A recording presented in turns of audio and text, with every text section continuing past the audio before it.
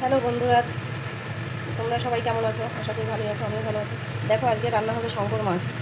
শঙ্কর মাছ তোমরা কীভাবে চেনো কিনা জানি না, এটা শঙ্কর মাছও বলে, আবার কেউ শাপলা পাতা মাছও বলে। দেখো, শঙ্কর মাছ চেনার একমাত্র পদ্ধতি, পাতাগুলো না এরকম পাতলা হবে, কিছু মাছের আছে এগুলো মোটা মোটা হয়। আর দেখো, আর কী করে চিনবে সেটা হচ্ছে, এখানে একটু তেল পেয়েছিলাম আমি, তেলটা কোথায় গেল? এই যে দেখো, আসল শাপলা পাতা মাছের তেল এরকম সাদা হবে, তাহলে বুঝবে তোমরা এটা আসল শঙ্কর মাছ বা শাপলা পাতা মাছ, যে যে যে যে নামে চেনো তোমরা। তো এটা কীভাবে রান্না করছি আজকে তোমাদের সাথে শেয়ার করবো।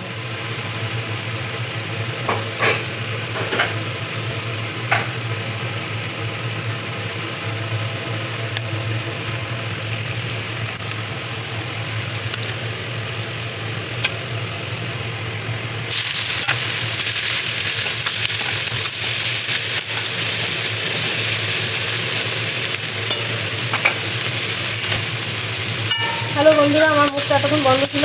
এখানে ফোড়নে দিয়েছি তেজপাতা, লবঙ্গ, এলাচ, দারচিনি, তারপরে দিয়ে দিয়েছি পেঁয়াজ কুচো। পেঁয়াজটা এবার ভাজা ভাজা হয়ে গেলে দেবো আদা বাটা, টমেটো বাটা, কাঁচা লঙ্কা বাটা আর রসুন বাটা। এই কটা জিনিস একসাথে দিয়ে কষিয়ে নেবো। দেখো, এবারে দিয়ে দেবো একসাথে আদা, টমেটো, কাঁচা লঙ্কা, রসুন। এবার এটা একসাথে কষিয়ে নেবো।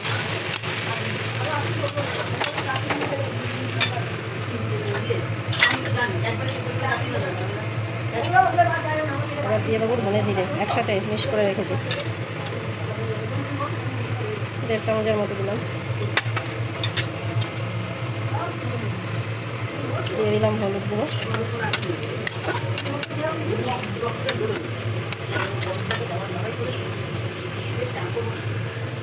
মাছটাকে এখানে ভেজে রেখেছি, মাছের সাথে একটু আলু দেবো, আলুটাকে ভেজে রেখেছি। হ্যালো বন্ধুরা, দেখো এটা কষানো হয়ে গেছে, আলু দিয়ে কষিয়ে নিয়েছি। আমার মশলা পুরো কষে রেডি হয়ে গেছে। এখন আমি জল দিয়ে দেবো।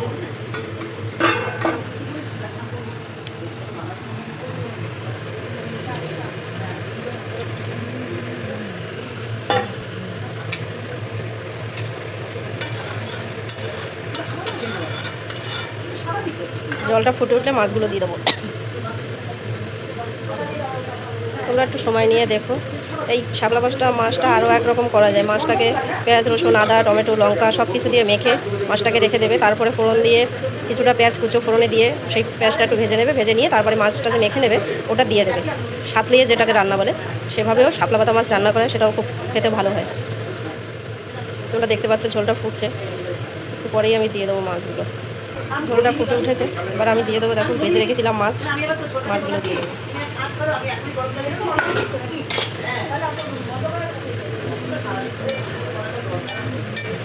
একটুখানি ঝোল লাগবে, 7-8 জন লোক খাবে, সেই হিসাবে রান্না হচ্ছে। এবার নুনটা চেক করে আমি ঢেকে দেবো। শাপলা পাতা মাছ এই দেখো কমপ্লিট হয়ে গেছে, ঢেলে নিয়েছি।